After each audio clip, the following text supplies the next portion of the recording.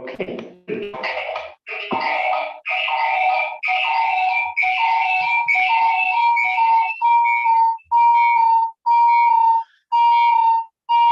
Just mute your Twitter spaces. Okay. You noticed that? So when we are this side, as we are speaking, you will mute, especially Twitter spaces. And as you're speaking, we shall also mute. All right. You are all ready to go. Perfect. That means you start. Well,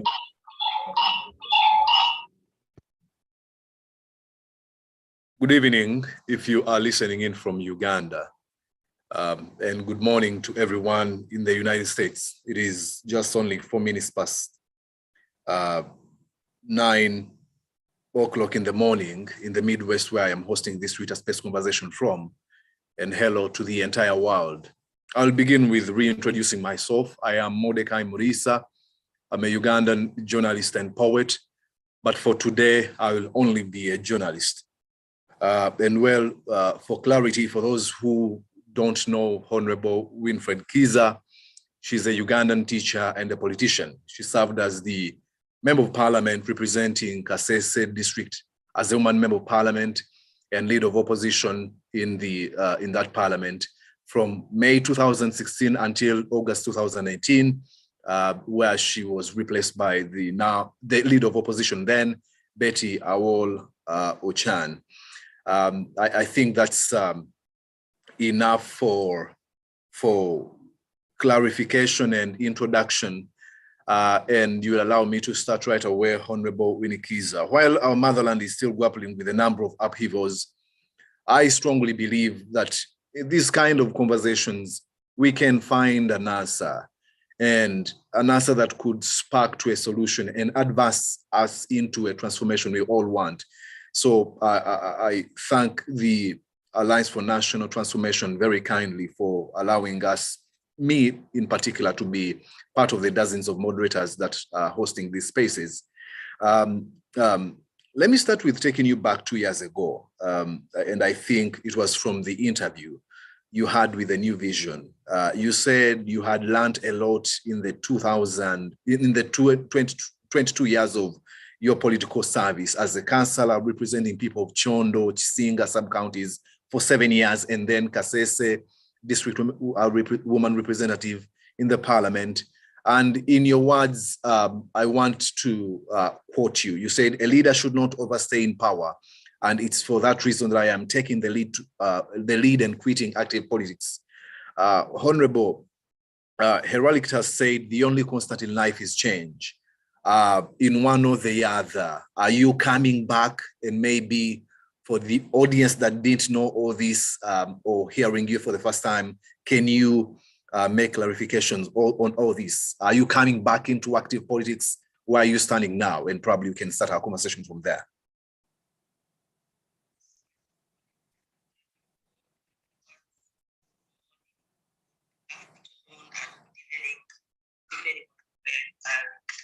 Yes, in 2000, I decided to step aside from elective politics.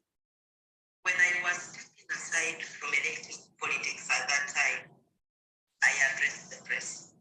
And it was at that time that the majority of the Ugandans and the entire world came to know that Winnie was not contesting.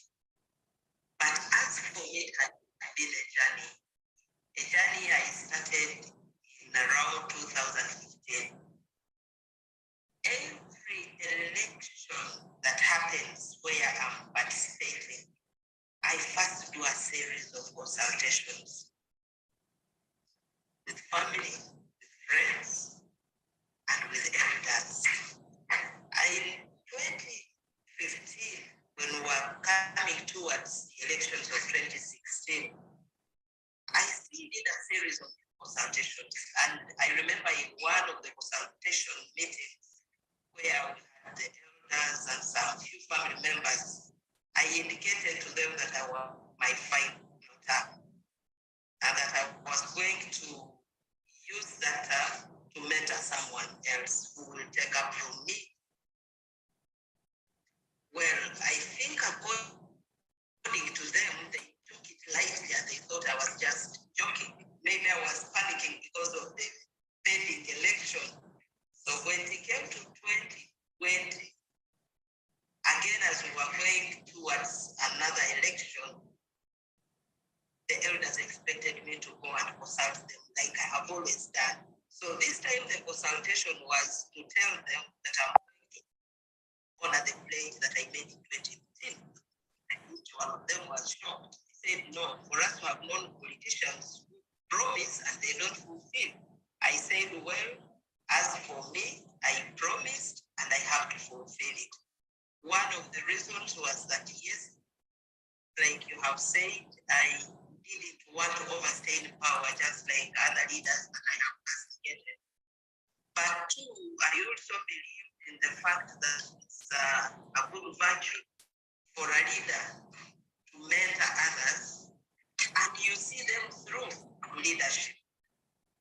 So I decided not to run at that time. And I can tell you, I'm not going to Kasese for the woman member of parliament. I mentored someone and she's doing the job. Mine is to help her to do her job better. And I'm doing it to ensure that my member of parliament who succeeded me should succeed, should represent the people well, and should be comfortable in the seat where she is, knowing that her mentor is behind her. So that is where I stand for now. And I work around that to make sure that that is what other leaders do. And to us in the end, that's what we believe in.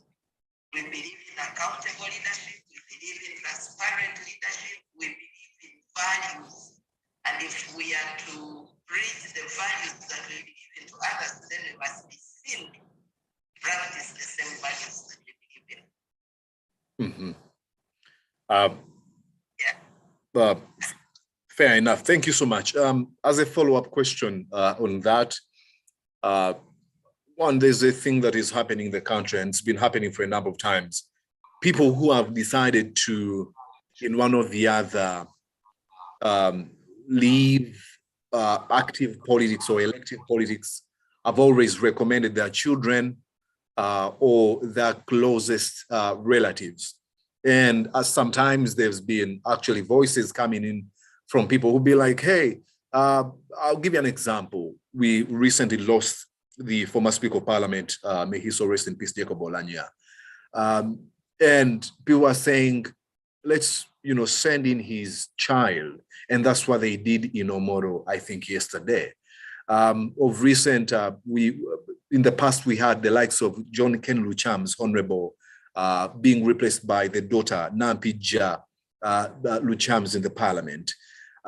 In one or the other, this is perceived as some sort of nepotism, where you're bringing in people who are closer to you to, to do what you can. So the question now is, how can people beyond people who are close to you be groomed to serve a country?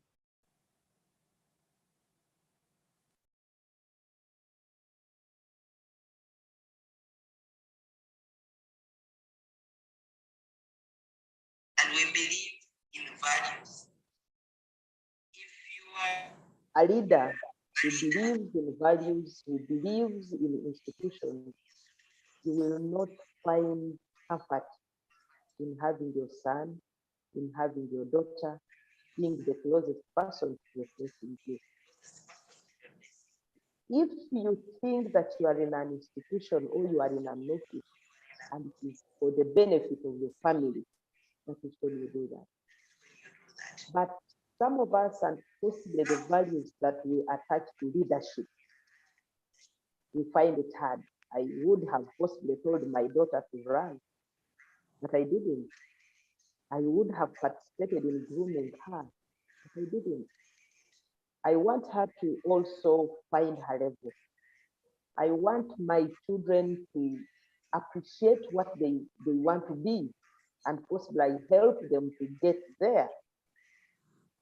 The people I have worked with, I've worked with them by virtue of their participation in the politics of Kasese. I am continuously working with the young people in the Alliance for National Transformation.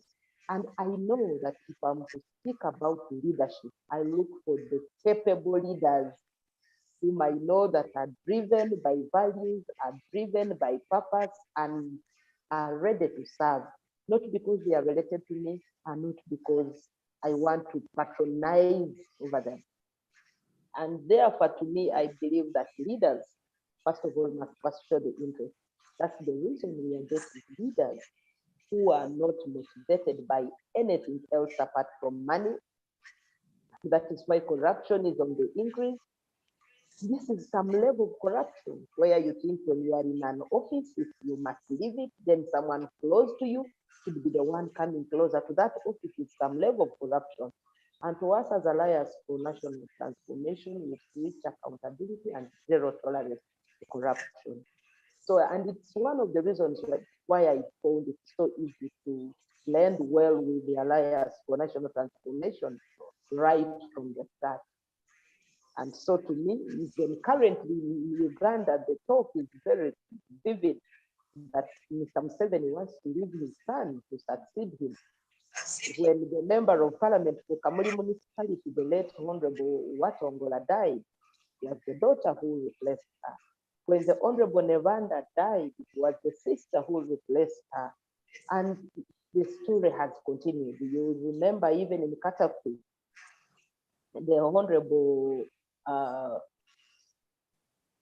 when he died, the daughter is the one who replaced her, who replaced him. I think it's not a good practice. It's a practice that is killing morality. It's a practice that is not fair. They just want to speak to the emotions of the people, not that the people they are electing are really the true representatives, representatives. So in a nutshell, I believe it is not a just and fair practice.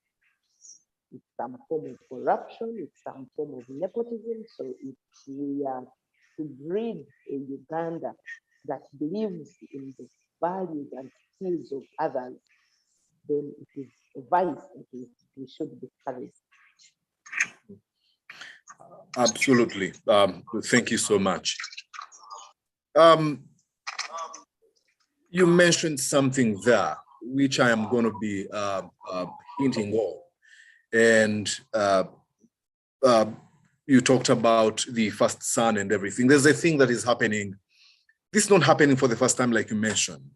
But this is coming in from a very dangerous approach. The deliberate move to ignore Uganda's constitution, by and large, all institutions of government influenced by the president of Uganda.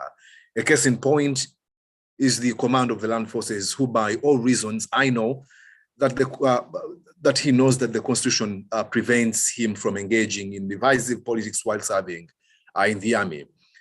But before you come to that, I think the first question would sound a little bit unhinged, but for some reason I will ask it.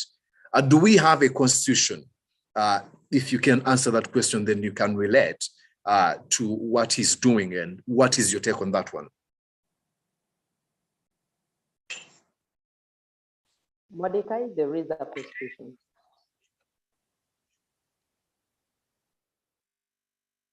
There is the Ugandan Constitution of 1975, which has been amended, I think, 4 times. And yes, there is a constitution.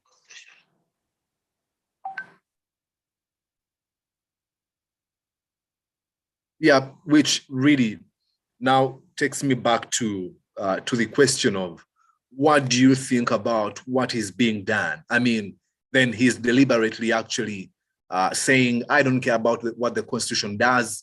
I'm doing what I can do, and I can be supported by one, my father, who happens to be the president too, and a few of people who, I don't know, who have actually put themselves in positions where they are just following what is being done by a man with authority.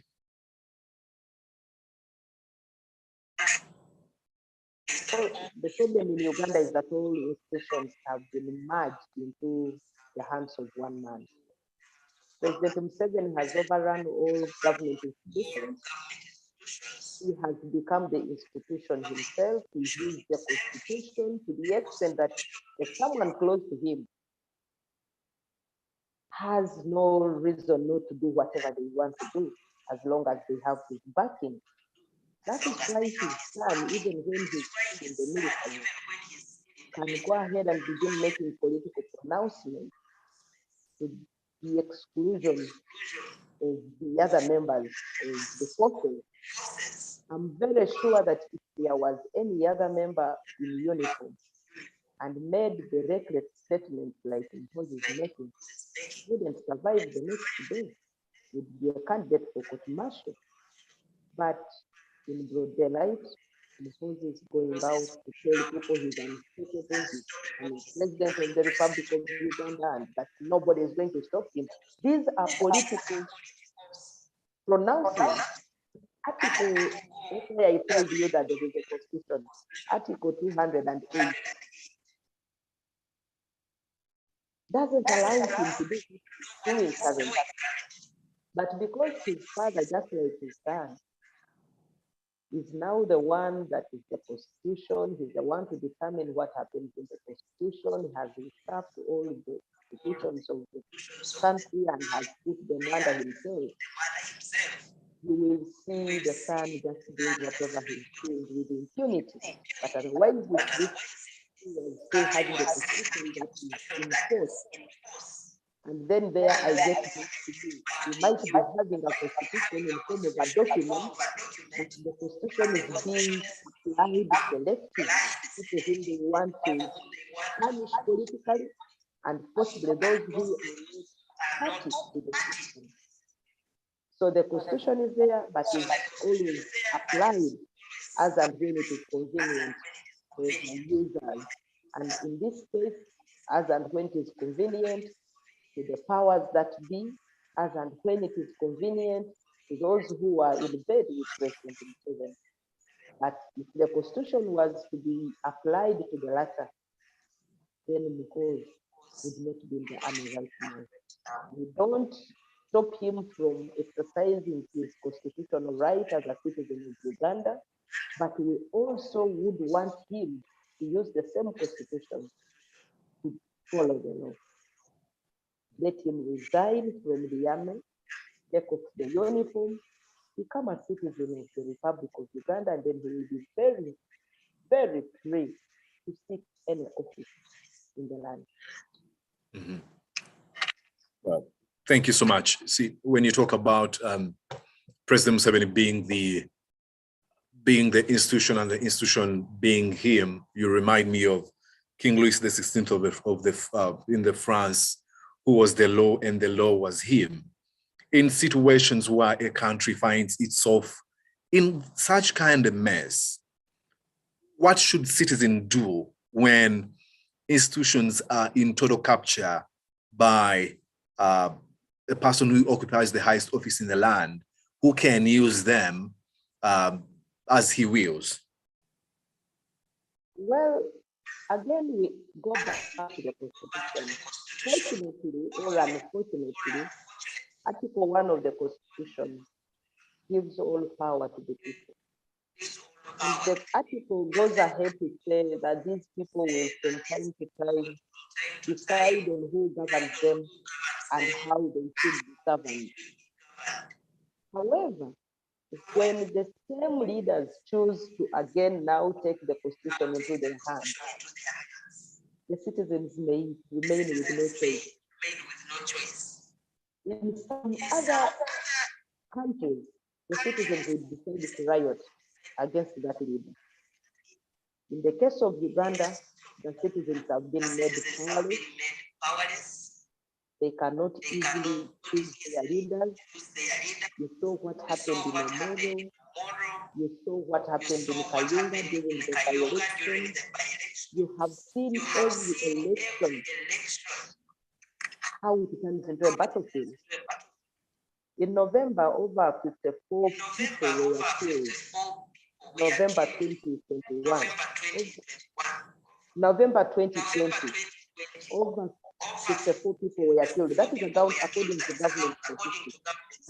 as far as we are concerned, there were more than 100 people who were killed by the military in broad daylight on the streets of Kampala, just because they were expressing their desire and support for a specific political candidate.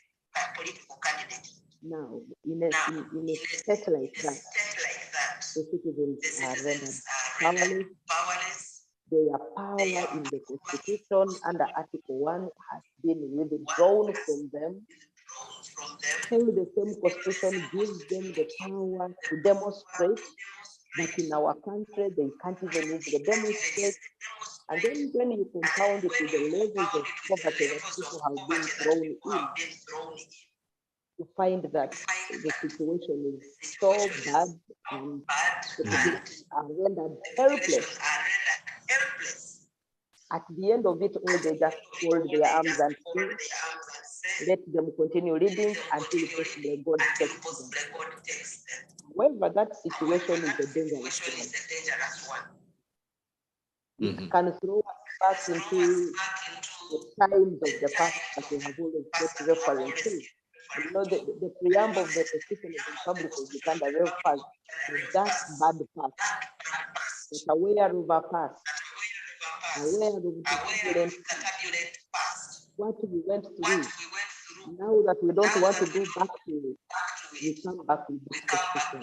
So the Constitution was put in place to provide for certain measures that will control Ugandans from having the turbulent past. You may also be aware, Mordecai, that since independence, Uganda has never witnessed the peaceful transfer of power from one leader to another.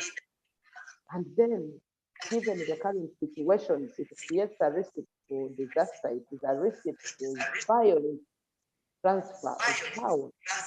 And that is where I would say we are headed to.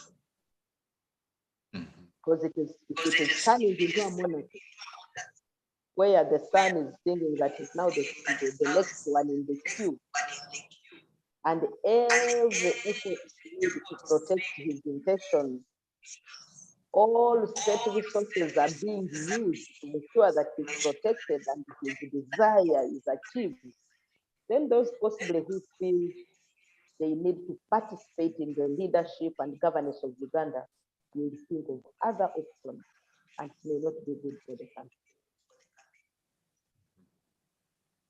Exactly. Thank you so much. When citizens find themselves in a situation you've referred to as rendering them powerless and helpless, some of the institutions that would help reawaken them and restore hope and reveal to them how powerful they are could be political parties. But there's been some sort of disregard of the political parties in Uganda by a big margin of people, with some people saying, quote unquote, tebi na mulamwa, things like we don't trust politicians, to mention but a few. And as a result, people have decided to, like you said, let's just leave Mr. Museveni's administration to rule until they get tired. What is the Alliance for National Transformation doing? One, to boost the morale and interest of the masses in the political party affairs again. Mordecai, indeed, like you have said, many Ugandans may begin thinking that I think political parties are just a waste of time because of what they are seeing. And I can tell you that this is purposely done to demoralize Ugandans by the current regime. We are not going to run away from the fact that all political parties in this country are doing their politics from an unleveled ground, most especially those that are in the opposition. They are not acting freely. They are not allowed to move out. They are not allowed to recruit members freely. And because of that, you see, like you're saying, many actors in politics and in governance keep thinking, I think it's not worthwhile to venture into politics, it's not worthwhile to venture into political parties.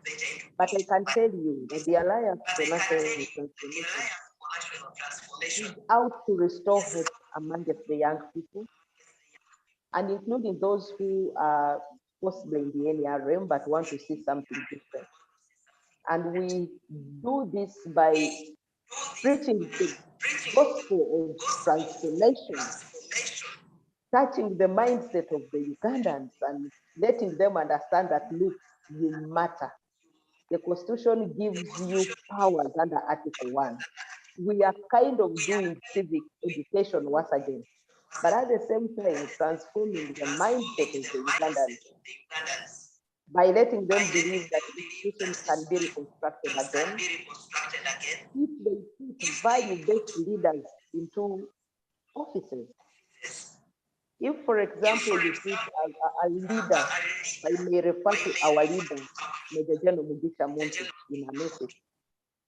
He's an institution builder, a values-based leader, and many of the leaders of the Alliance for National Transformation, we are not hurrying to recruit just members, but we are looking out for members who are value-driven, members who will respect institutions, members with a passion to fighting corruption from the roots, members who are God-fearing, members who are pitiful and who believe in conflict resolution as our values. And we do and appreciate the fact that Ugandans have really lost it out in terms of values, in terms of accountability and respect to institutions. Once you get into an office, people begin respecting you much more than they respect the office that you are in. And even those who take up offices begin respecting themselves much more than the authority that is attached to the office.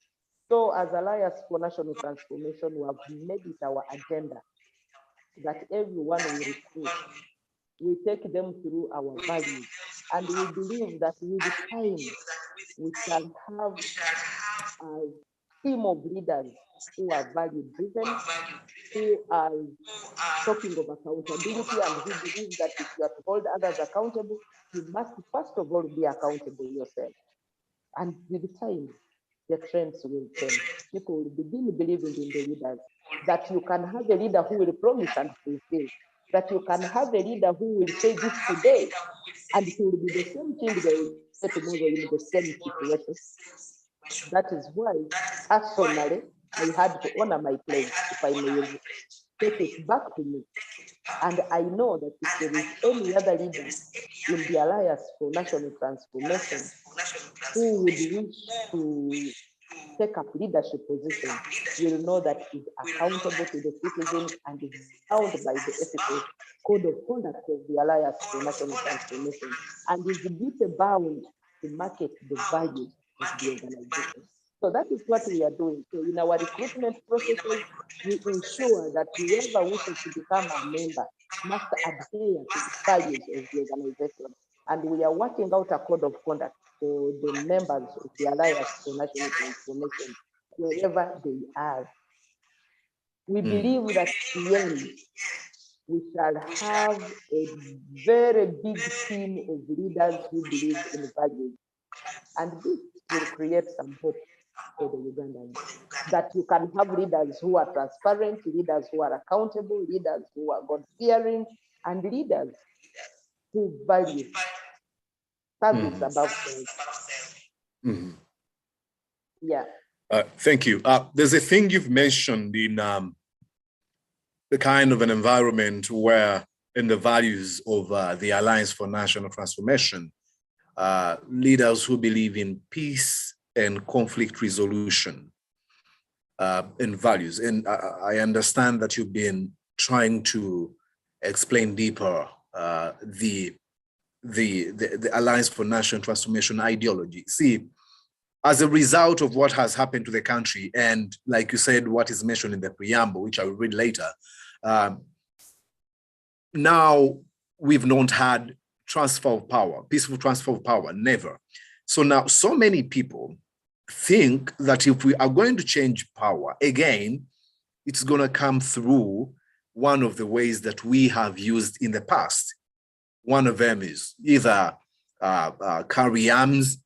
I doubt whether we still have enough bush now to go to, or through violent, you can call riots, or in an environment where citizens, because these are the impacts. I was having a conversation with one of the friends, and we were talking about the issue of race in the USA.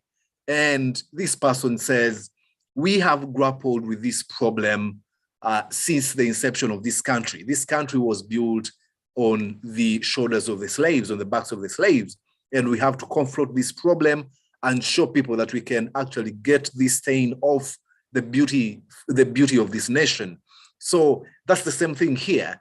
Since the inception of this country on 9th October 1962, we have not seen peaceful transfer of power. So it has become deeply ingrained in the minds of so many Ugandans that if any leader is going to leave, there's going to be some sort of violence. And I can tell you, I've had conversation with some of my people back in Bushenyi, where I come from. They say, please, if you want peace, what you're going to do is vote for President Museveni. That's what they say, because they're afraid that in situations where I vote for someone that is against him, we are going to have to shed blood, to mention but a few. So how does the Alliance for National Transformation convince the people that have this idea that we can actually have peaceful transfer of power, much as we've not had it in the past? And we can do this through Mr. Museveni's administration. It will require a lot of organization. It requires a lot of organization. It requires a lot of talking to the people to let them understand that it can happen. And I can tell you it's possible. I know Museveni has tried to create some fear amongst the people, but even those who want to use violence, they can throw the country into chaos if they are not serious. Because even that violence must have some level of organization. After removing Museveni, then what? If you have not prepared your leaders enough and you go into violence, the country may end up being unmanageable. And then you don't even harvest from the dividends of the change that you have brought. That is why to us in the Alliance for National Transformation, we really want to prepare our leaders for any eventuality, to the extent that even if there was a team that took the country by force, there will be a team of dedicated leaders to put the country back to track and pick up the pieces. We wouldn't want to go to that extent. And because we don't want to go to that extent, that is why we are dedicating all our energy to putting up party structures. And we are aware that when we mobilize and prepare enough, you can overwhelm President Museveni. I'll give you an example, Mordecai. In 2012, I was pushed back into the election in Kasese. When I went to the by-election in Kasese, the government was sure they were going to take up that seat. But because the Kasese people were fully prepared, we had built structures, we were ready to confront any challenge. We beat up Museveni pants down. I know for a fact that if Ugandans are ready and willing to organize, and they get formidable leaders around whom they can organize, it's very easy to defeat President Museveni. I also know for a fact that Museveni thrives in confusion. If people organize, they can overwhelm him. Now, to us as Alliance for National Transformation, we are even having another advantage that we have amongst our leaders a man who commanded the army for 9 years in the name of that he can still even step up and defend this country amidst any turbulent situation. However, he doesn't want to throw the country into that kind of confusion.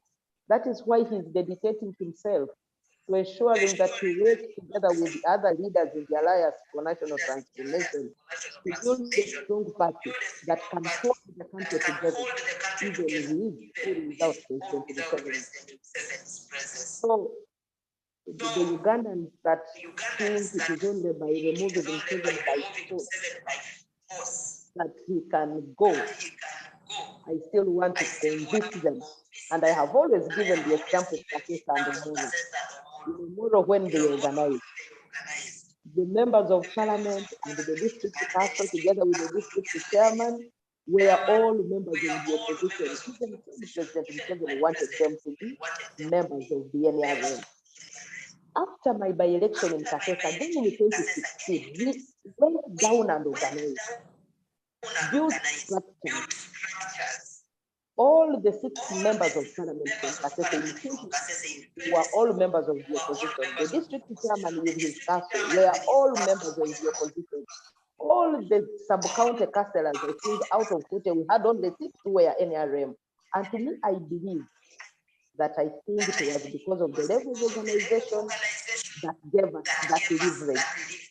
I'm pretty convinced that Ugandans can give us to mobilize together with them.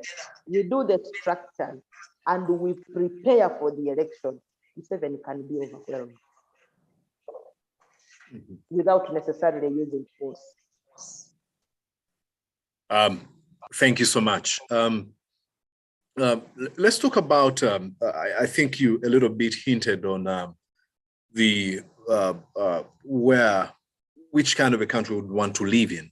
I'll read a few lines from our preamble, like you mentioned. It says, recalling our history, which has been characterized by political and constitutional instability, recognizing our struggles against the forces of tyranny, oppression, and exploitation, committed to building a better future by establishing a socio-economic and political order through a popular and durable national constitution based on the principles of unity, peace, equality, democracy, freedom, social justice, and progress, exercising our sovereign and inalienable right to determine the form of governance for our country, and having fully participated in the constitution-making process, noting that a constitutional assembly was established to represent us and to debate the draft of the constitution prepared by the Uganda Constitution Commission and adopt and enact it, a constitution for Uganda. That's, one of the things they mentioned, where we were coming from. We have lost integrity on matters of our country. You explained in one or the other what the Alliance for National Transformation is doing to boost the morale, to interest Ugandans in, in the affairs of their nation. I want you to expand more on this. How do you restore hope? How do you tell them it is possible? How do you tell them that, much as this has been really abused, what was enacted and adopted in 1995, we can still get out of this storm and have a country that stands for the ideals on which, it was built in the first place. There are many Ugandans out there who really love their country, and they want to see the best out of it. They want to participate in the development and the progress of their country. Some of them are in business, others are in the academia, others are in politics. All of them really want to see a change, and they want to see a better country. The unfortunate bit is that they have not seen leaders who are different from the leaders that they know. And that is why, to us as the Alliance for National Transformation, we are trying to brand ourselves as these alternative leaders that people need. Leaders that are ready to transform the country and are ready to take it to the right trajectory where Ugandans want their country to go. And we are reaching out to people so that it becomes a people's process. We are reaching out to these Ugandans to tell them, look, you know, many of them have given up on going into politics, and they are saying, you know, politics is a dirty game. Those who are good have left politics for the bad people, and eventually the bad people have taken their bad manners to politics and have made it look like it's bad. So we are telling them, if you are there and you are people of integrity, you are God-fearing, and you are just leaving politics for those who are bad, it will forever remain bad. So get out of your comfort zone and take the good manners, take the integrity into politics, so that we can see Uganda getting back to where we want it to go. So that is why we are working around the clock to attract like-minded Ugandans, people of integrity, people who value institutions. We come together. Once we come together, then we shall begin a process of having politicians in positions of influence who put the country above self, who are ready to serve Ugandans without looking at their relatives and possibly their siblings and their children. And with time, many Ugandans will come to appreciate that, we didn't know that you can be in an office, you serve and leave, that you can be in an office and you serve according to the principles and possibly the laid down procedures of that office. So we are reaching out to like-minded Ugandans. We interest them into joining politics so that we sanitize politics. Otherwise, many people now fear politicians, like we mentioned it at the beginning. Many people don't want to even participate in politics because they think it's a place for the bad people, it's a place for liars, it's a place for corrupt people. So once we put this team of people into these positions of influence, and we hope Ugandans will work with us this journey of sanitizing the politics of this country, because that's the only way through which we can save ourselves from the current slavery that we are in. It's the only way we can build a future that is stable, by having the right person in the right jobs. Thank you. Let me ask, like you said, we've talked about this, and you agree that in one or the other, there's, people do not have interest in political parties anymore. What is your honest assessment of where the Alliance for National Transformation is in terms of building the party of ideologies like you hold and dreams for the future? And a little bit of a reflection, you hinted on Omoro by-election.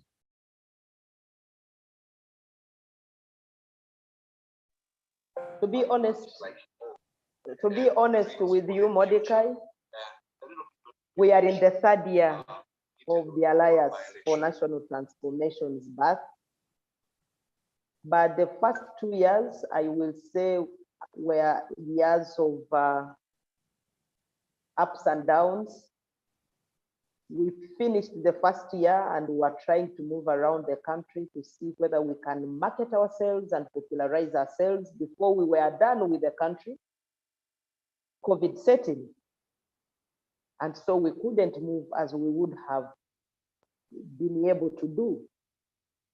Also, the politics came to the extent that political activities, you will remember the pronouncement of the president where they say the political activities are freeze, but these political activities which were frozen were actually in relation to the opposition political parties, not the NRM. While the NRM went on doing its party activities, other opposition political parties would not be allowed to go on doing their work as they would have wished to do.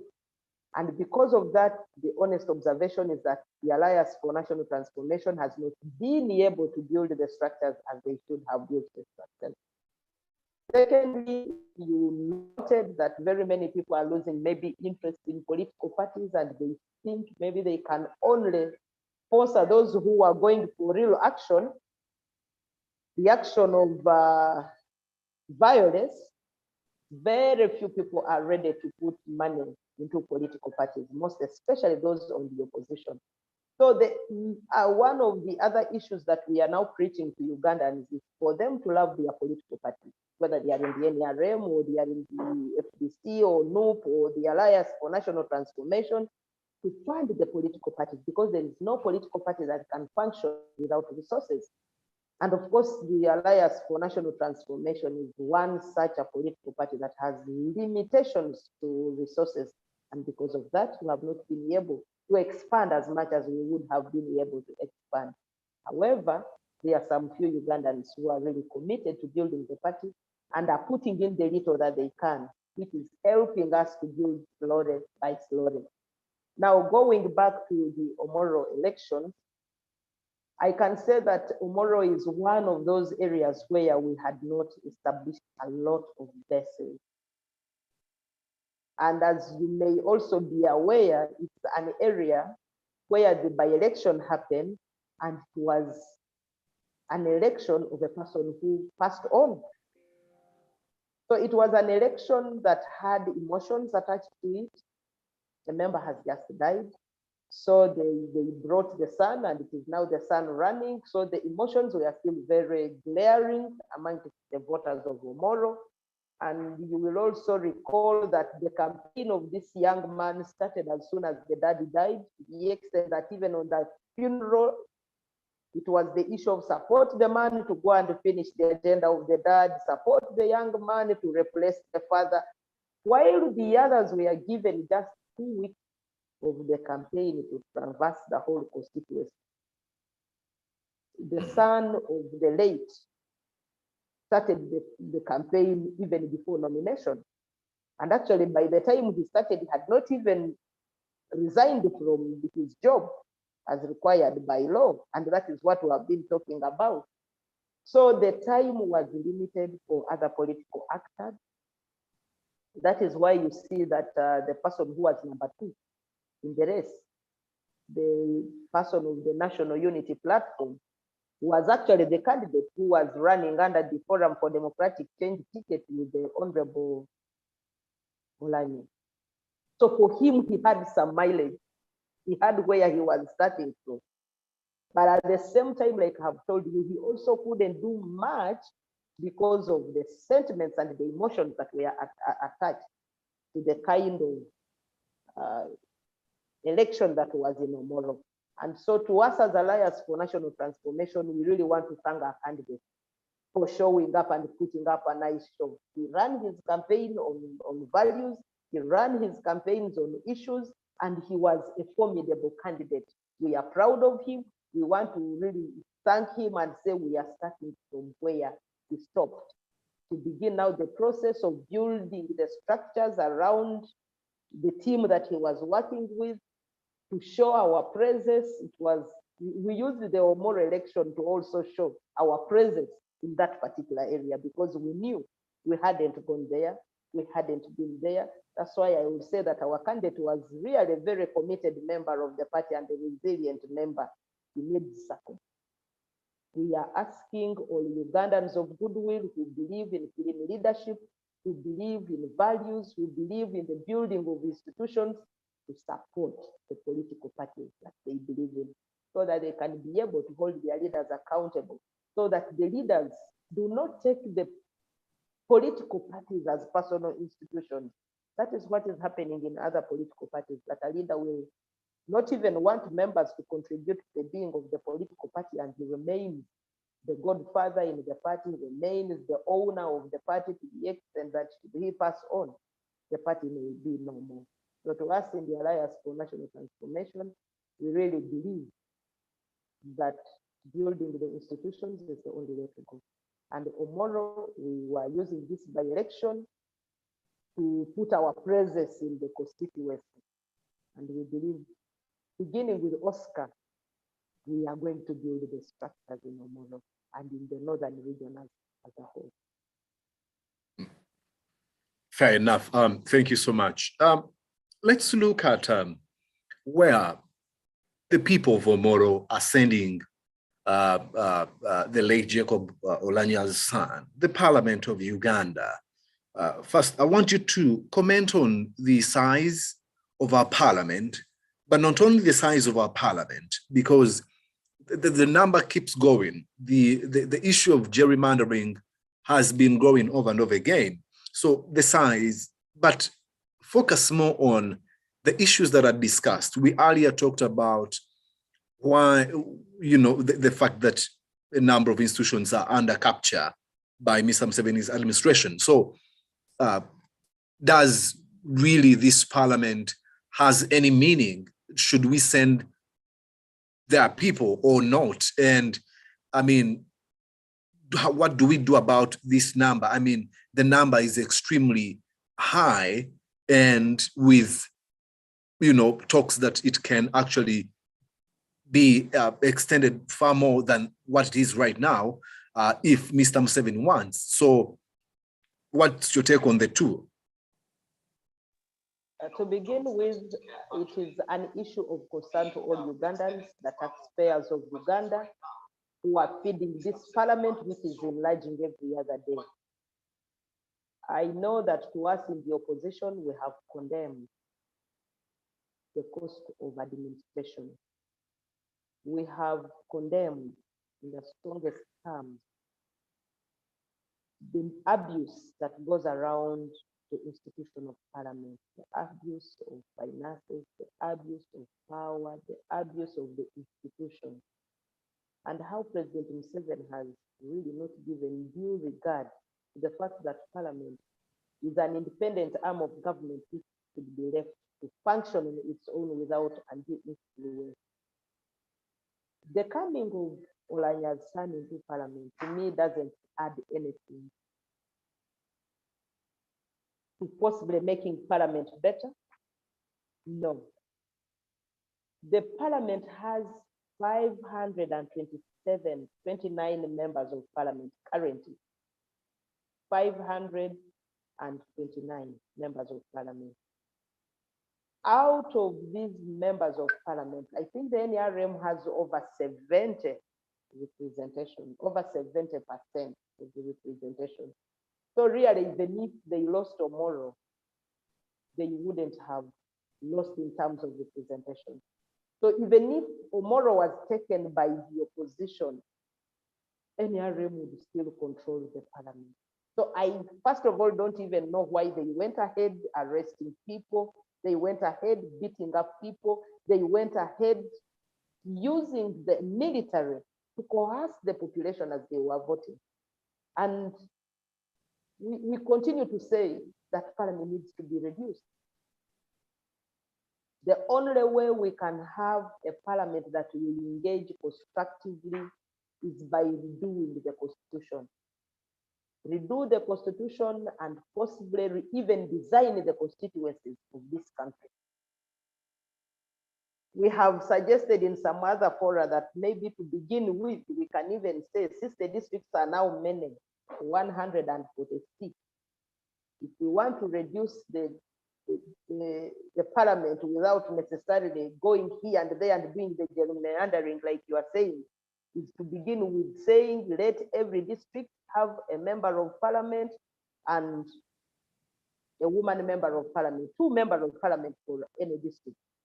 That reduces the parliament tremendously.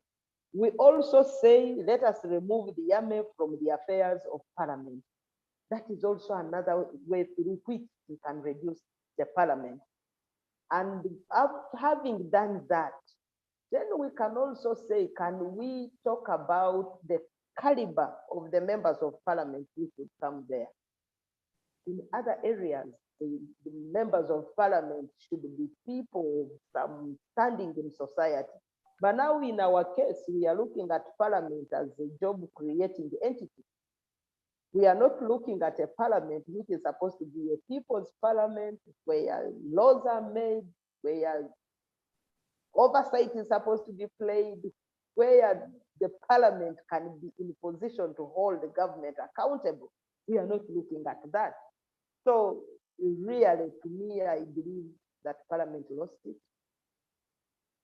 Parliament is under capture, and members of parliament have allowed to be captured because they have not recognized the power that is given to them by the Constitution. They have accepted to be intimidated by President Museveni. They have accepted the blackmail, and they have relinquished their authority. So even if we have them in thousands, there is nothing they are going to do as long as President Museveni is still capturing parliament. You saw Mordecai when we were trying to resist the amendment of the constitution during the Toji Quarter coup. It was evident that Ugandans didn't want the constitution changed. A few members of parliament who still thought Uganda was bigger than all of us tried to defend the constitution. But Museveni was not ashamed to bring the military into the chambers. They beat up members of parliament, and the constitution was changed, I will say, on gunpoint. So until we reach that time of members of parliament saying enough is enough, we are standing on our principles, we are standing on our integrity. And that's why we continue saying as Alliance for National Transformation that we need people with integrity into positions of influence. Members of parliament were bribed with 29 million. And yet they were getting far much more than that as a salary on a monthly basis. You'll remember when they removed the term limits, they were bribed 5 million. So the caliber of the people that we are dealing with is also an issue that we should be concerned with as a country. So if we only had people of integrity, people who are God-fearing, people who value themselves and have their dignity reserved, then we would see a parliament that would really put up a spirited fight and be on the side of the people. But as things stand now, I think all of them still worship President Museveni, and they think he needs to only be on his right side to make sense. They do believe that you can only get money from parliament and you don't have to care about the population. So somehow they go to parliament not really to represent their people, but to make themselves happy. And I've said this even when I was in parliament, that we needed to check whether we are still representing the people or we are representing our family. Because you will hear someone saying, my people don't want it, but as for me, I will vote the other way around. We saw Ugandans chasing their members of parliament who had voted otherwise, but they went ahead and voted. And for me, why I even get a little bit uncomfortable with the population that we are in, that even after they had voted against their will, but some members of parliament were voted back into parliament. Clearly, Ugandans were telling us, you know, we didn't want the constitution changed, but the members who participated in changing the constitution were voted back. So this level of helplessness that is in our population is also an issue to be discussed.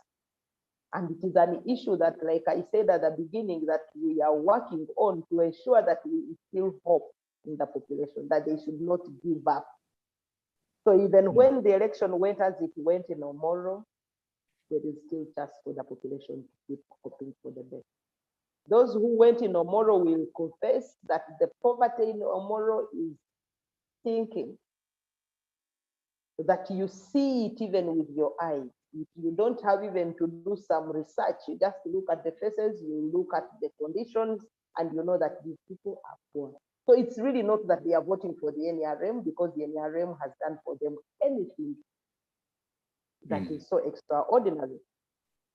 They vote because they believe you must vote someone in power, and that was the campaign. Vote someone in power, that's when you will get services. And I believe that this is a fundamental violation of the rights of the Ugandans, that you will tag the election to intimidation. You first intimidate them, you beat them up, and you force them to vote. So these are issues that we want to deal with and see whether we can be able to correct as political actors. Thank you so much. It really, really aches my heart to, you know, to look at members of parliament being bribed. And I'm not saying that being bribed by little money is, by big sums of money is a big thing, is a good thing. But I mean, like you mentioned, they were bribed with less their salary. The other ones were bribed with 5 million. It's very, very unfortunate. And you talked about what is happening in Omoro. I was watching photos, videos of kids who are going to school with no shoes, torn pants and shirts, and I couldn't believe what I was seeing, but hey, that's the country. Moving away from that, we come from an extremely patriarchal society, male-dominated society. You have been very, very much interested in part of bringing women to participate in the election and being part of decision makers. Comment on the progress of our country, Uganda, in regards to gender equality. Thank you so much, Mordecai. Uganda, I think, as a country, is making some strides in ensuring that there is participation of both male and female in the management of the affairs, though compliance levels are still low. We have these issues in paper. We have them on paper. We have very nice policies that talk about gender equity and gender responsiveness. But when it comes to the real practice, you will find that we are still lagging behind.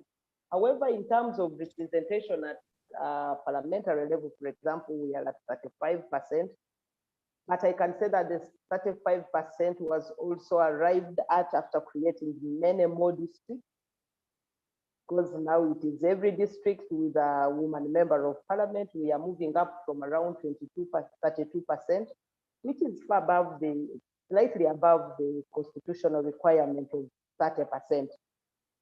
And they have tried to put women in positions of influence at cabinet level. To us, we say thank you.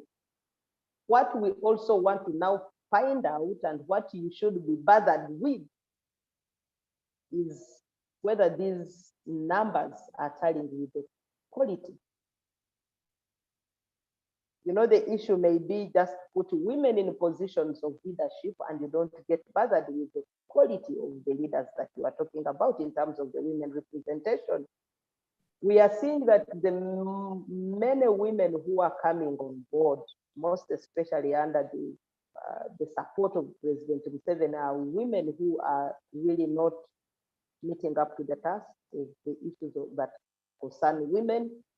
That is why you saw that the Prime Minister was quick to say that even when they are fishermen, they can still continue doing the job. I'm not despising the women who are there, but I will say that the same leadership that is talking about empowerment of women, when they see women who are getting empowered, they drop them. They have not consistently preserved the women who have been nurtured, who have been groomed, who have been trained, who have earned some level of experience. They have not been deployed. They have not been given proper deployment and good offices to run so that they show their potential. So we still believe that a lot needs to be done to empower the girl child, to empower the women. When we go into the school setting, because we know that that's where the girls are supposed to be nurtured from, there are no enablers that will enable our girls to stay in school and complete school. The prices of sanitary towels that are supposed to keep our young girls in school are still high. When the levels of poverty are increasing, it means at household level, parents cannot afford to keep their children in school. And many times when there is a scarcity in homes, to the extent that they need to make a choice on who should remain in school and who should be dropped, the choice has always been made of the girls who should be dropped. During COVID, a number of girls were pregnant. A number of them. This means majority of them are going to drop out of school. We are going to witness a decade of untapped opportunities for the young girls who have dropped out of school. We continue with this trend. It will be reflected in 10 years to come, when we are looking at leaders who are supposed to go into positions of influence. When you look at those who started school before COVID and those who have completed after COVID, you will see that the numbers of girls have reduced. tremendously. And this affects the participation of women at all levels.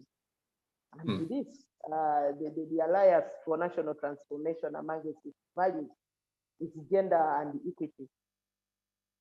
We believe in nurturing responsible and transformative young leaders, most especially women, and ensuring that all interest groups are taken care of. And here is to empower the persons with disability, the persons, the young women, the young men, and ensuring that each one of them has a space in society. Currently, even the budgeting itself does not take recognition of the fact that we are differently abled and that we can play different roles at different times. When you look at the ministry that is supposed to be now speaking for the women and taking charge of what concerns women, the Ministry of Gender, it is always the least funded ministry. You will find in their documents indicating now unfunded priorities, majority of them are in the Ministry of Gender. So even when the country has committed itself to equity and parity, little has been given in terms of power and authority. Little financing has been given to the sector that is supposed to cater for women empowerment. Little has been given in education to cater for the growth of girls in the schools. And if we go to the hospitals, we still lack better facilities that will enable mothers to deliver safe. If you go to water sources that will promote gender equity and equality, you find that we still lack safe water, and the water that we have is in distant places to the extent that there is still high levels of domestic violence because of the roles that are attributed to women. And all these are socially constructed roles by society. They are not by law known that these roles are supposed to be for women. So we still have a long struggle to do to ensure that women are recognized, that their place is safe and secure in society, and that they are taken for what they believe in and for what they are capable of doing. We don't want this tokenism. While we do believe that history put us at the tail end of development, as we struggle to come towards now a realization of equal opportunities, we wouldn't want again along the way to be abused and insulted. So we do believe in equality, we do believe in equal opportunities for all, and we still require a lot of work to be done. There is still a lot of work that needs to be done to let the women reach where they are supposed to be, to exploit the potential that they have.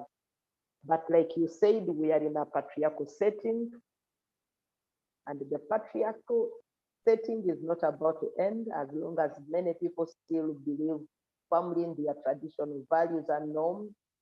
It is something that is not easy to change. But I know by and large, we shall continue with time trying to impress it upon the cultural leaders to appreciate that all are children created in the image of one God. Absolutely. And that they all are naturally gifted and talented. But we also have now good examples of the women who have stood out and who have led organizations and have come out as champions. So these ones, we use them as role models to the young girls, role models to the families that do not believe yet in the empowerment of women. We know that someday we shall overcome. Thank you. I mean, I truly agree with you. I read somewhere, someone said, prejudice is an emotional commitment to ignorance. So if you hold those ideas against women, by and large, you've accepted to be, to commit yourself to ignorance. Well, we have a few questions before we close this conversation, and I will have to invite a few people to ask questions. So if you are here and you would want to ask the Honorable any question, we'll just send in a request, then I will accept here, which you will then you'll be able to ask. Some of the questions that I really want to ask is, in situations where, like our country finds itself today, people who benefit from the establishment now usually tend to live in denial. Every time you talk about what is happening, they either say you've exaggerated or that's a total lie. They live in a presumption that all is well because they are able to access the national cake at the expense of over now 45 million people, including the educated. What is your message to that specific class of people who are, everything is okay, and you guys are actually exaggerating everything? Because that's what they say. I had a few people when I was commenting about things that were happening back home, they say, no, you've exaggerated when I've just stated down facts. What's your message to them? It is so unfortunate that we still have people around us who do not see the state in which we are. And indeed, like you have said, there are those who are benefiting from the status and they would want it to continue. Just like in the days of slave trade, the slave traders benefited from the trade and they didn't want the trade to end. And because they were benefiting from it, they didn't want it to end. To them, everything was okay, whether the people's children were being traded or people's children were dying, they didn't care as long as there was bread on their table. To them, I will say that when they came for the Jews, you are not making noise, you think you are not in peace. When they come for the Catholics, you are not making noise, you think you are not a Catholic. When they are coming for the Protestants, you are not making noise because you think you are not Protestant. Maybe they are coming for the born again. You are not making noise because you think you are not a born again. The time will come. They will come for you and there will be no one to make noise. Those who still think that the society we are living in is okay for them because they can still afford bread, they have children. Their children will harvest the fruits that they are planting now. We have planted resentment, we have planted violence, we have planted greed, we have planted hatred. This hatred will find them even in their grave, because their children will find it in their face. Those who are being violated will come for their children. It is better for all of us, whether we are to be poor, to be even poor, but when we are living happily and we are living in harmony. You know, you may build your very nice house around the poor people. When you get out of your house, their poverty stares at you. When these Butahimba welding people start beating you up, don't ask why. It's because they think you have robbed them. It's you who is denying them from being as rich as you are. Why don't you ask yourself why people build very nice houses and then they put strong walls around themselves, to the extent that you are not even seeing the next neighbor? They fear kills because they know around them they are hungry people.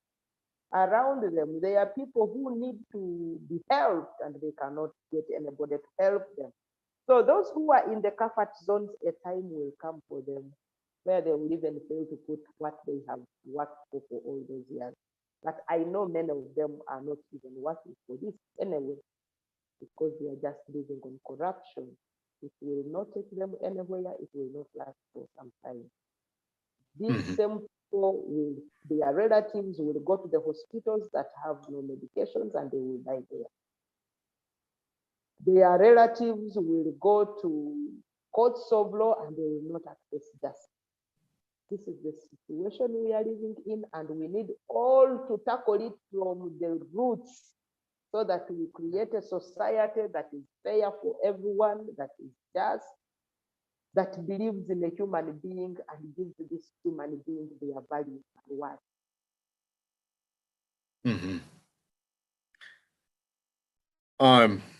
I am moving away from that, and I will ask one question, then I will invite in other people to ask in questions. Honorable, you come from a largely FDC stronghold.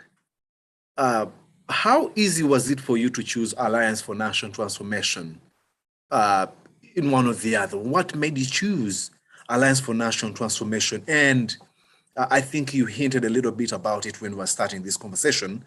But in comparison, was it easy for the constituents there, to understand your position, your new position?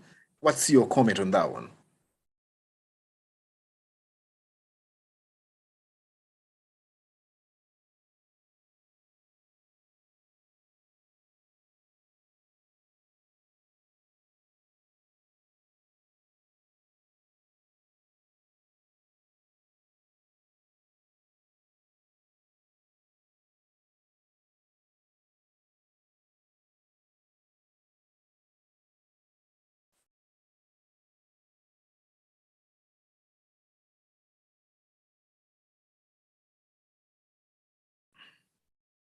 Honorable, I think your microphone. I was saying, Mordecai, that I am one of those who founded the FDC.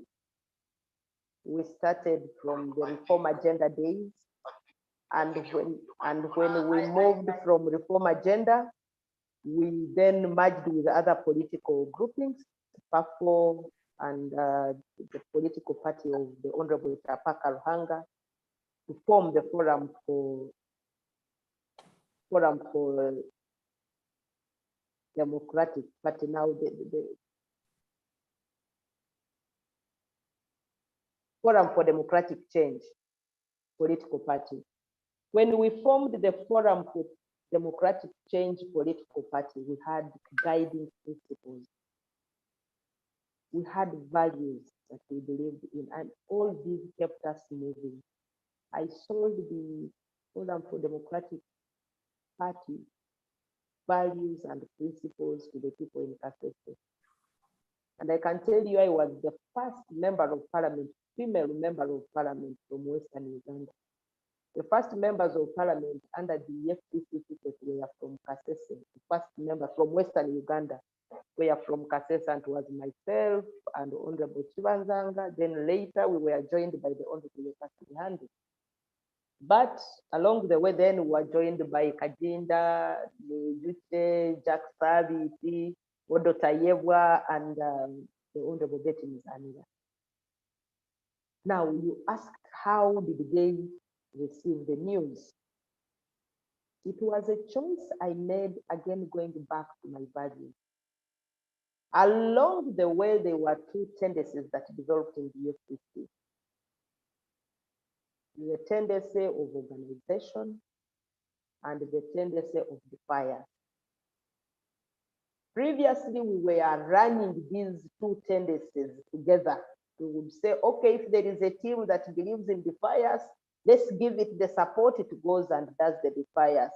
Then the team that believes in organization can continue building the parties so that it feeds into the team that is doing defiance. And you will find that all the activities that were related with demonstration, that were related with defiance, would be done by the party structures, with members who believe that they can afford to do demonstration. Now, a time came when the issue was you either go defiance or you go organization. So when that time came, it became a conflict within the party. Others saying one party, one strategy. We are not going to use two strategies for a one political party. And I think it was at a time when all Ugandans had really given up on democracy. And we are thinking you can only remove Museveni through violence. So one section of the political party believed that I think we can only do demonstrations, we do defiance, that is the only way we can remove President Museveni. While some of us still believe that we can organize and overwhelm him. And like I said at the beginning, I had seen it work. In Kasese, we organized and overwhelmed him.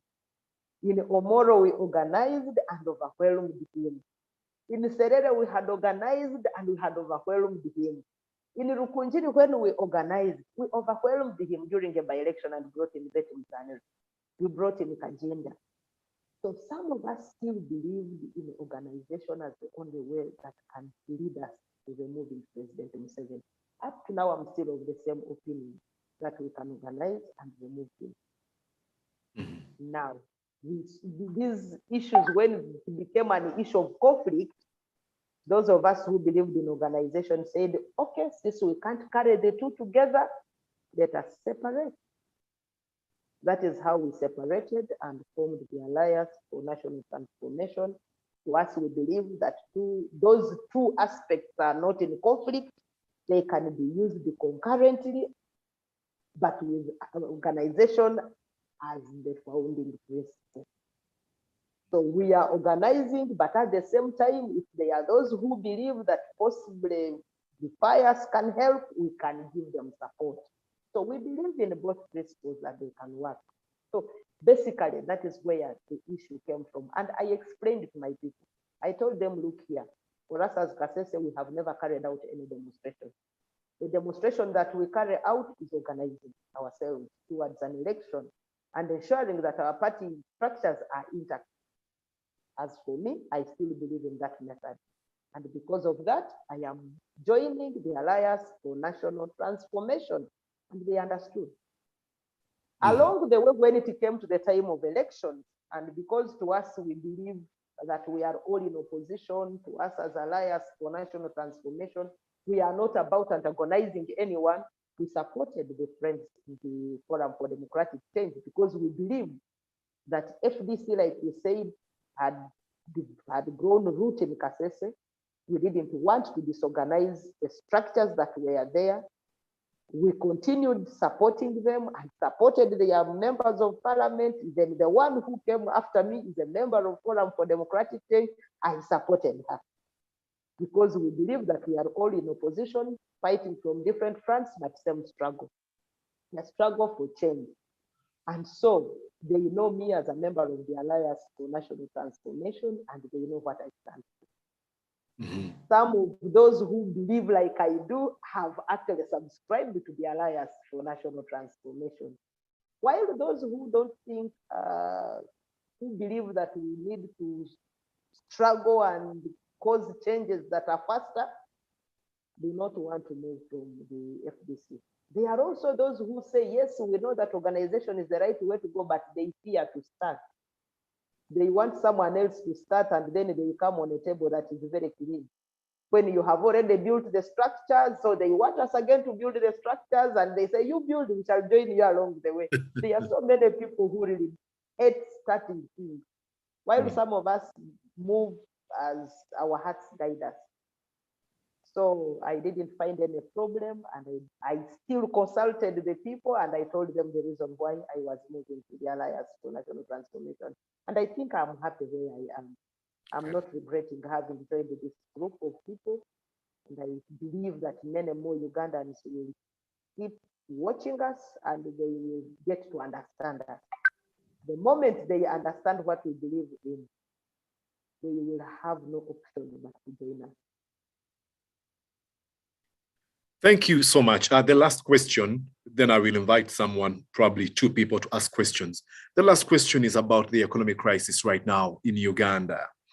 When the president was speaking about this, and the economic pinch is almost on every Ugandan. When he was talking about this a few weeks ago, he told Ugandans to go find cassava to eat, and because he was telling them, what's the big deal with the bread? Personally, I don't eat bread, so go and eat cassava, reminding me of Queen Marie Antoinette of France. If you cannot afford a bread, try cake. For lack of a better word, some opposition politicians looked at the words of President Museveni as mockery to the poor. And when he came to address the nation, his emphasis was more on investment, he was talking about we need to invest, and he was telling Ugandans to care more about consumption, how they spend their money and all those kind of things, which in one or the other, by the policies of the establishment and the economic pinch, you don't have to tell me that, hey, you need to be a little mean in terms of spending your money. And Ambassador Ith Sempala says the president asked Ugandans to be frugal, but the state daily expenditure and wastage overall shows that he isn't ready to lead by example. We are at a time when they're about to, the parliament is about to, is I think awarding billions of money to State House. What would be the economic policies and what is your idea? What should be done at a time like this when every Ugandan, every Ugandan is complaining about the economy? What would be the best policies at this particular moment? The president, while addressing the nation, spoke to one thing, which to me I look at as key, that we need to tighten our belts. We need to begin realigning our priorities and spending according to our earnings. To me, that was very, very key. But just like Ambassador Edith did nation, as you say, when he said, let's realign our budget, let us reduce on expenditure, and had diluted everything by saying Ugandans should move from bread to cassava when his son was all over cutting cakes. So while the poor people eat cassava, his children and grandchildren can go ahead and begin eating cake, which is ironical. And of course, it's a mockery to the poor people of Uganda and an insult to all of us taxpayers, that a president who is talking about you people cut your budget, reduce your expenditure, is not walking the talk. He still moves in a convoy of over 30 vehicles. Every day that passes, State House still uses 2 billion shillings. Every day that passes. The budget that has been passed by Parliament was passed last week by Parliament of Uganda. State House alone has been allocated 777 billion. State House alone. Office of the President has 217 billion. But remember, the same president is the commander-in-chief of the armed forces, where defense has 3.5 trillion shillings. Yes, that is the president who is telling Ugandans to reduce on expenditure. We would have taken it seriously if, for example, the president was saying, as State House, every day we use 2 billion, we are reducing it to 500,000, so that the balance, we put it into the recovery of the economy. Maybe we improve on the money for Emyoga, we improve on the money for the parish development, which is supposed to stimulate growth at grassroots level, that is supposed to go and empower the household incomes, so that we know that the president is for a fact talking about realities on the ground. But where we have leaders who think they should receive more while the population suffers and they don't care, then we are in trouble. If I were to be the president of Uganda in this current situation, and I know that's what my party believes in, we would have, first of all, cut the expenditure under State House because it is doable. The president can still survive on 500 million daily, and he will live, because I know there are Ugandans who are surviving on just 1,000 a day. This is the family that is not even 5 years. The country is feeding the children, the grandchildren. So Janet and Museveni really should not feel uncomfortable to survive on 500 million shillings a day, but 2 billion.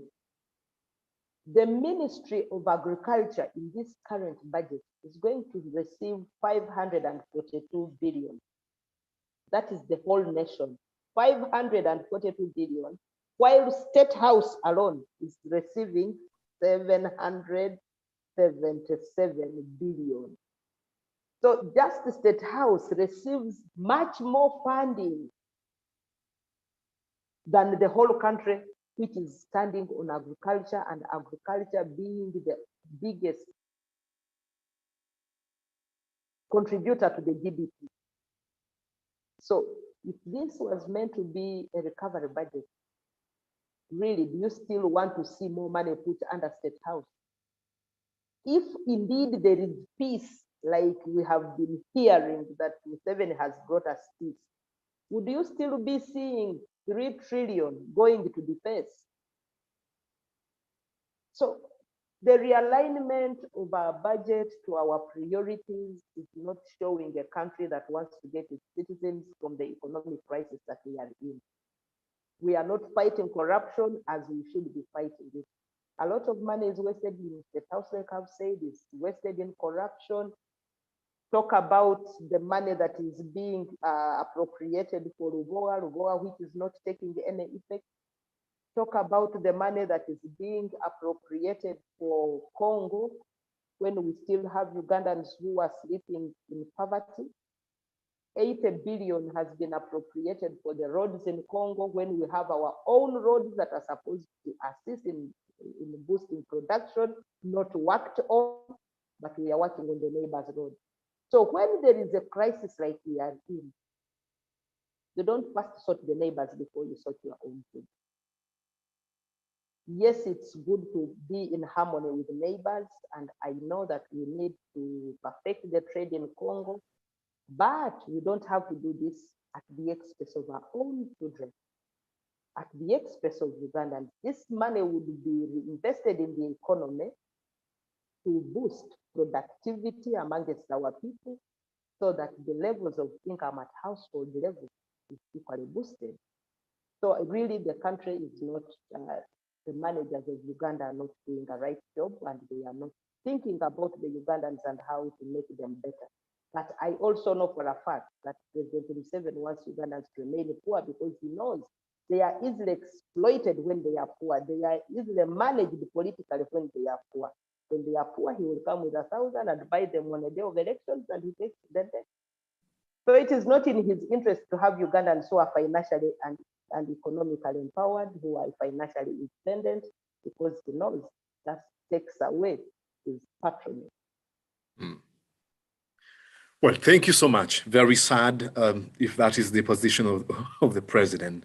Well, I'm going to accept Edward Muyobo. He's got a question. Edward, you can ask your question now.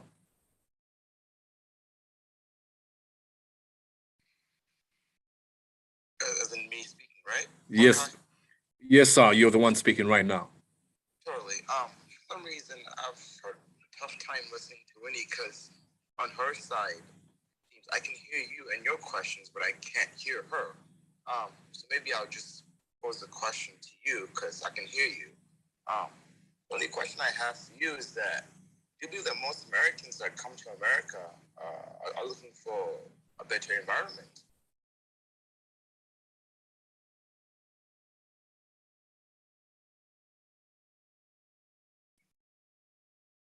Mordecai, can you hear me? Oh, yes, I can hear you. You're talking about Americans? I didn't get that question. So I'm asking you, if people are coming to America, what are they looking for?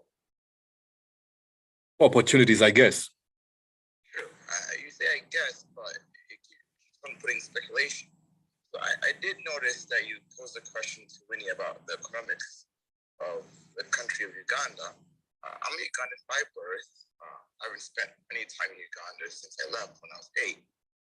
But besides that, I do believe that there's a better way to help people through the idea of economics. The one thing that Americans got right was the idea of capitalism. I'd say that if you do work, your employer should pay you for what you do, right? Right. Right. So in that sense, when we speak to East Africa or Uganda, we see a collapse in someone doing their work, but they're not getting paid for what they do. So the only thing I do believe that AND, or Alliance for National Transformation, are trying to do, which I did love, I did read their manifesto. One thing they did put on the manifesto was building an agricultural bank. I'm sure you might remember something like that, right? Sure. Sure. So in that sense, I do believe that if that ever came to be, AND, or Alliance for National Transformation, would really, really bring East Africa together, because they have most of the good land. And whenever that happens, I believe that bank should be doing much for those who are with them. Don't you believe so? Sure. Okay, so in my sense, I believe that the only way that the territory and Uganda can be helped, leaving the problems of politics aside, I do believe that the only way it can be helped is through the people who are being paid for what they do. It comes down to economics, and if someone is not getting paid for what they do, it's really going to hurt the economy and hurt anything regarding participating in politics. So my only answer or question I would have to Winnie, if you can ever hear me, is I believe that you guys should always strive to build a bank for agriculture and nature, because the country of Uganda and East Africa is really going to thrive if that bank ever came to be, because those doing their work will be paid at the highest value. I hope so. In that sense, they might receive some kind of finance from that bank. The only problem I do have is that I believe that the currency and overall Uganda's currency is really depleting. I do know that Somalia's had no worse currency because of the shilling. The shilling ranges all the way through East Africa. So the only problem I see is that they should be paid at the same value. There's no currency that should be depleting their currency. So I do believe when time comes, besides politics, I believe the children of East Africa and the soon-to-be adults would find pleasure in being paid for their work they do. Besides politics, in that sense, I do believe that if people learn from outside natures and outside institutions, they can really, really help their own. In the sense, when the children see that a bank or this institution called ANT, or Alliance for National Transformation, is really, really putting in their work in building agriculture through that bank, I believe that they will win over many people as they have won over capitalists in America. But besides that, thank you for your hosting and for your time. Thank you so much, Edward. Edward lives here. He mentions about something he read from your manifesto, and that is your emphasis or focus on agriculture. What is your comment on that one before we close?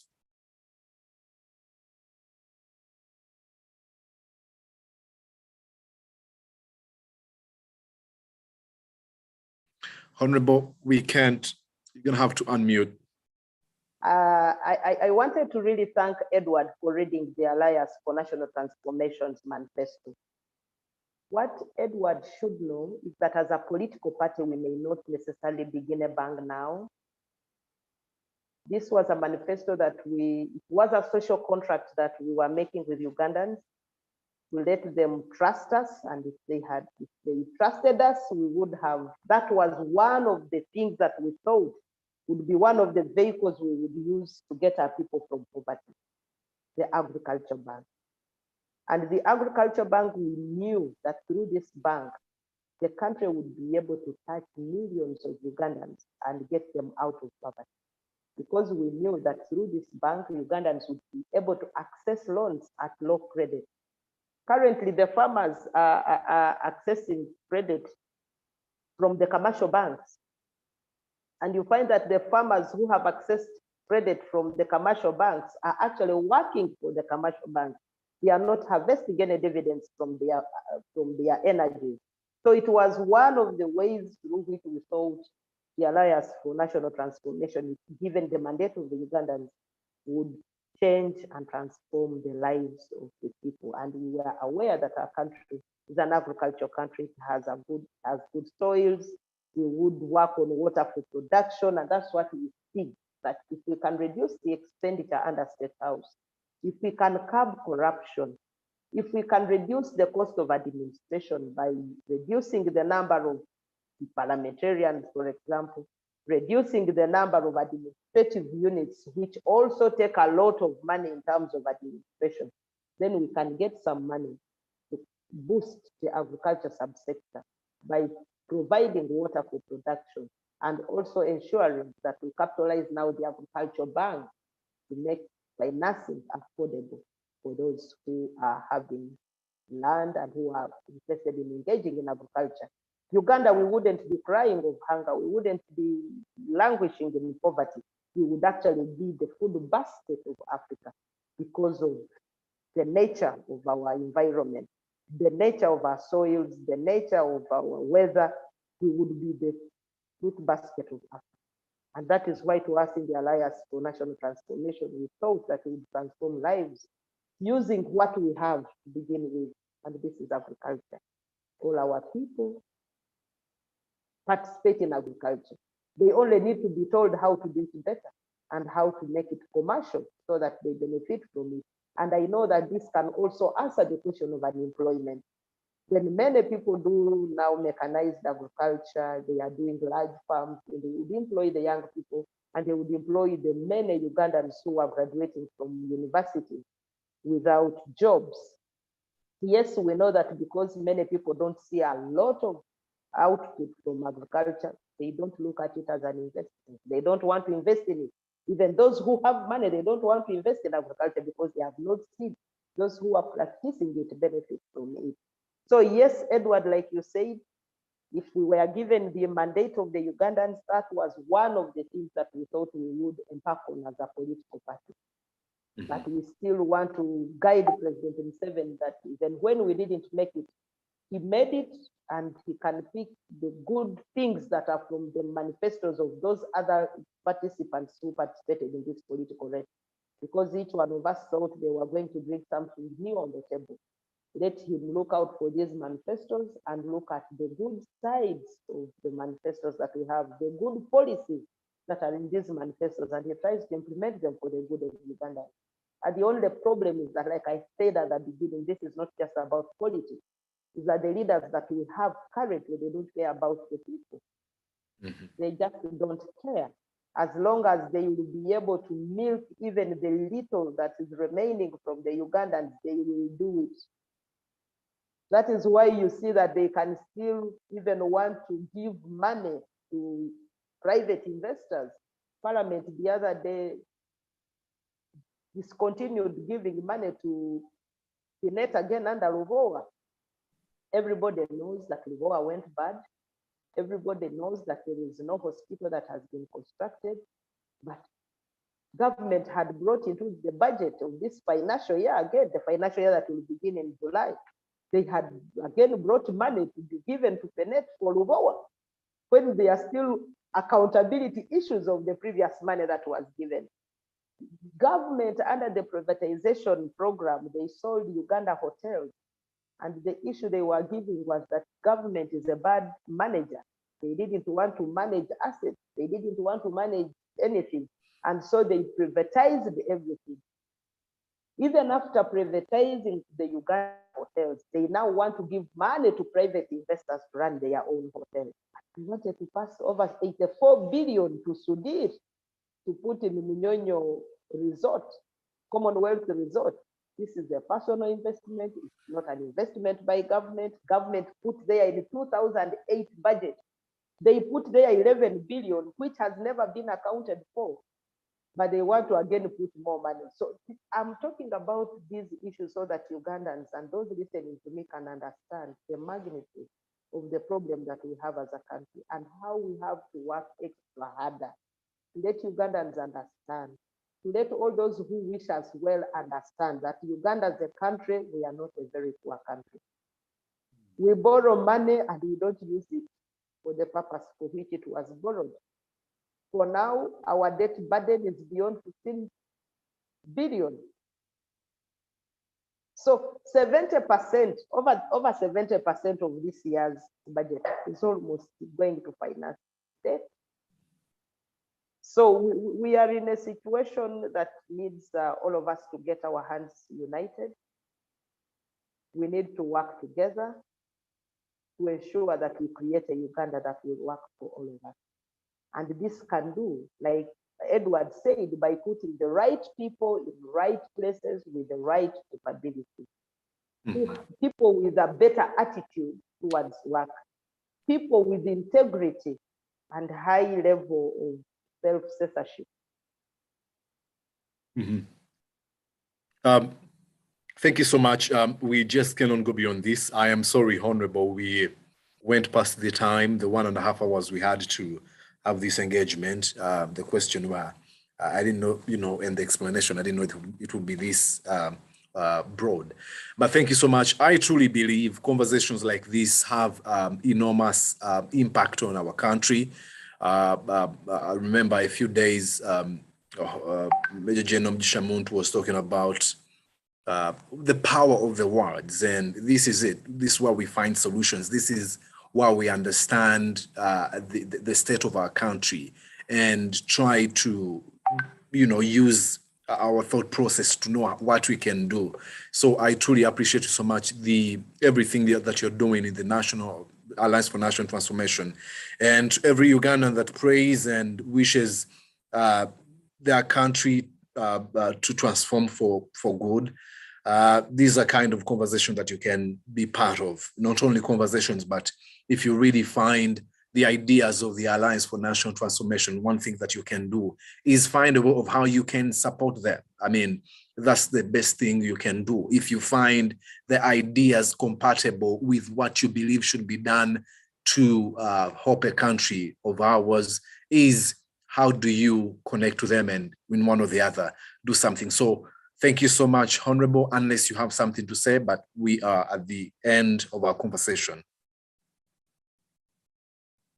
You're going to have to mute. Done. I would like to appreciate you, Mordecai, for the moderation, and I would like to thank all our listeners and all those that are viewing us from wherever you are. Ask you to contribute to this great task where the Alliance for National Transformation is making strides in creating a just, fair, and free society that is supposed to cater for the interests of every individual. To us, we believe in justice, fairness, equality, and the aspect of rule of law. We want a Uganda that will accommodate all Ugandans, irrespective of the agenda, status, and their ethnicity. We want to create a country that accommodates all of us, where we have leaders that will consider service above self, but above all, to go by our motto that says, for God and my country. We are the only party that believes in godliness as a life. A party that goes by the motto of the country. And if we have all these leaders in their places, Uganda will indeed be the pearl of Africa.